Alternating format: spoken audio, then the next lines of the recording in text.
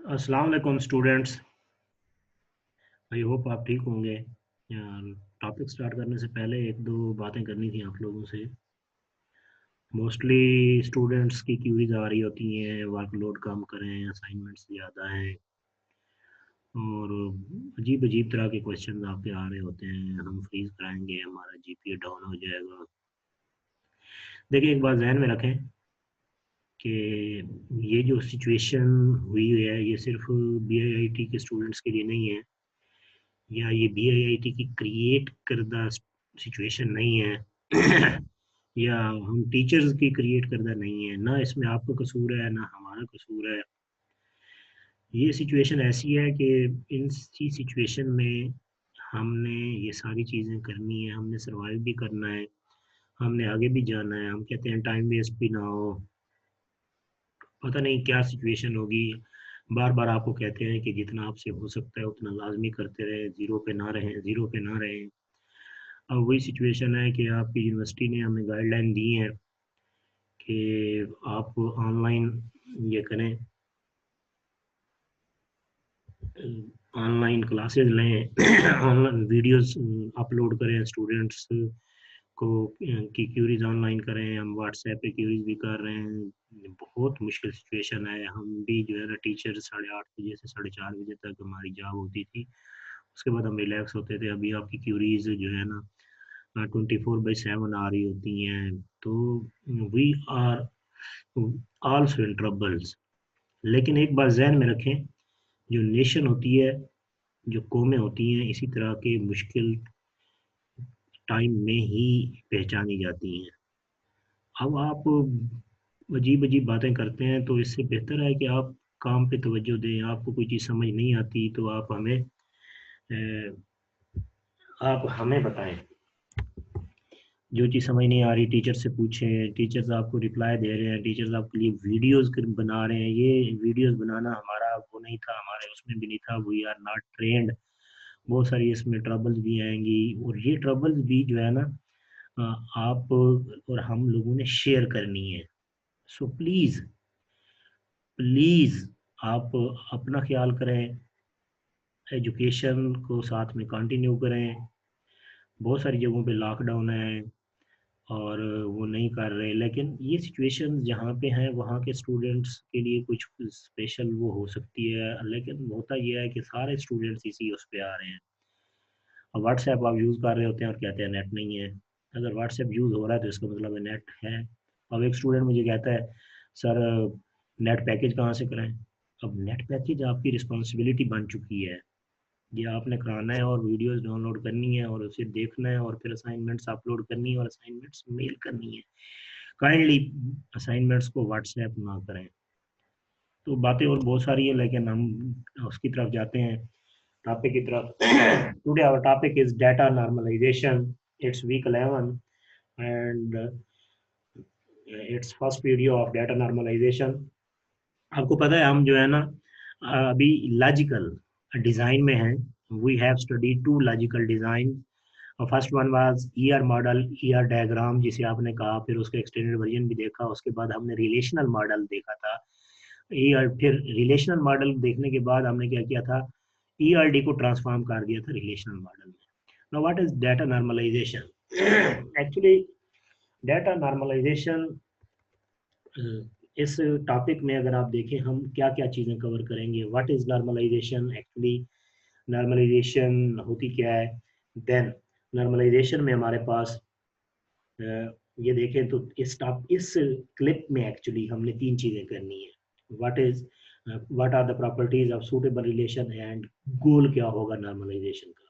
Y normalization ये second clip में आएगा। तो सबसे पहले देखते हैं व्हाट इज नॉर्मलाइजेशन। अब नॉर्मलाइजेशन, डाटा नॉर्मलाइजेशन की अगर डेफिनेशन देखें तो कहता है जी, it is technique to validate an improper logical design.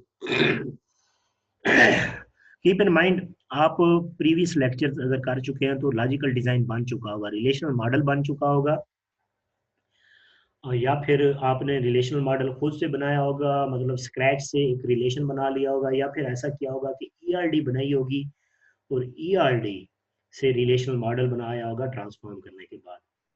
अब वो जो लॉजिकल डिजाइन आपने बनाया था, रिलेशनल मॉडल बना था, वो इम्प्रॉपर हो सकता है, वो पुअर हो सकता है।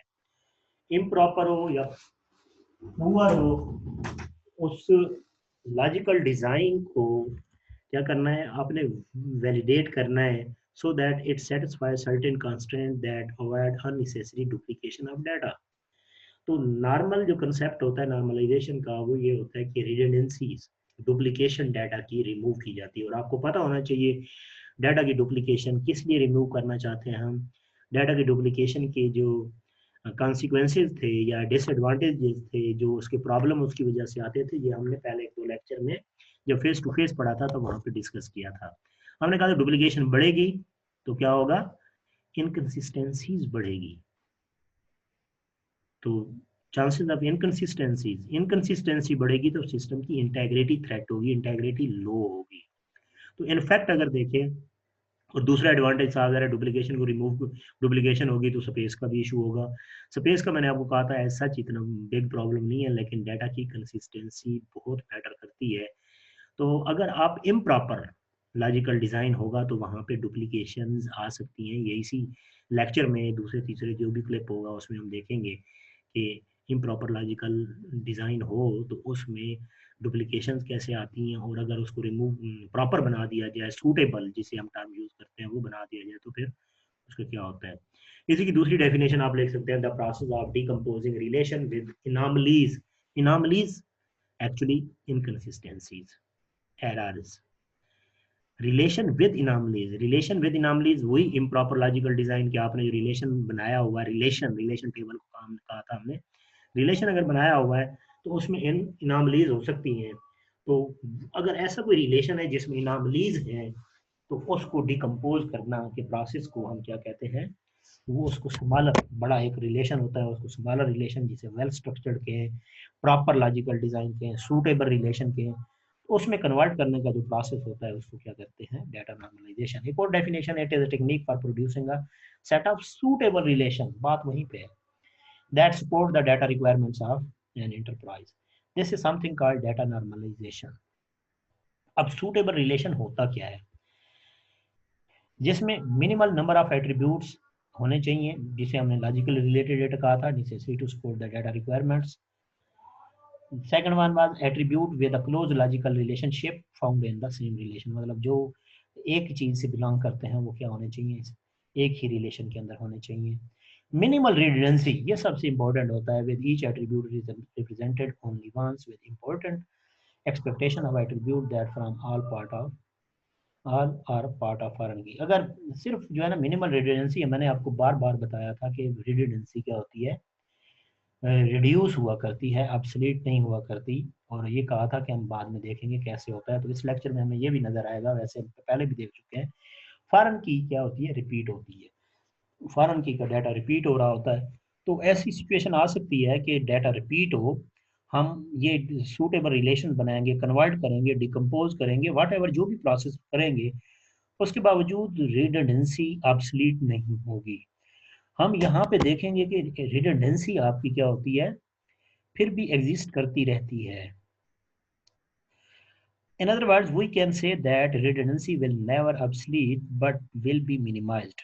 फॉरेन की आपकी क्या होती है, रिपीट होती है, तो फॉरेन की को हमने क्या करना है, एक्सेप्शन देनी है, उसके अलावा देखना है कि कोई रेपिटेशन तो नहीं हो रही। वो रेपिटेशन हो रही है तो वो आपका नॉर्मलाइजेशन का प्रोसेस, जो स्टेप्स है हम देखेंगे, स्टेप्स बड़ा इजी है और बहुत इंपॉर्टेंट टॉपिक है आपकी डेटाबेस डोमेन में।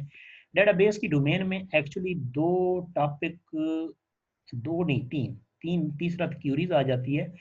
इसमें थ्योरी में दो टॉपिक बहुत इंपॉर्टेंट हैं, एक आपका ईयर मॉडल और दूसरा आपका नॉर्मलाइजेशन, डाटा नॉर्मलाइजेशन। एग्जाम के पॉइंट ऑफ व्यू से देखेंगे तो इसका क्वेश्चन आएगा, एग्जाम के पॉइंट ऑफ व्यू के अलावा आप देखेंगे कहीं पे भी जाएंगे, कोई टेस्ट इंटरव्यू करते हैं तो वहाँ पे आपको ये क्वेश्चन ज़रूर आपके आते हैं। तो ये होता है सूटेबल रिलेशन। तो आपका हमारे पास अगर देखें तो नॉर्मलाइजेशन का क्या है टेक्निक, जो आपको suitable relation they they and में। आपके पास इम्प्रॉपर लॉजिकल डिज़ाइन, या जिसे हम कहेंगे कि जो है ना इल स्ट्रक्चर्ड रिलेशन दिया गया होगा, आप नॉर्मलाइजेशन का प्रोसेस अप्लाई करेंगे तो आपके पास suitable relation, set of suitable relation आएंगे जिसमें डुप्लीकेशन क्या हो जाएगी, मिनिमल हो जाएगी।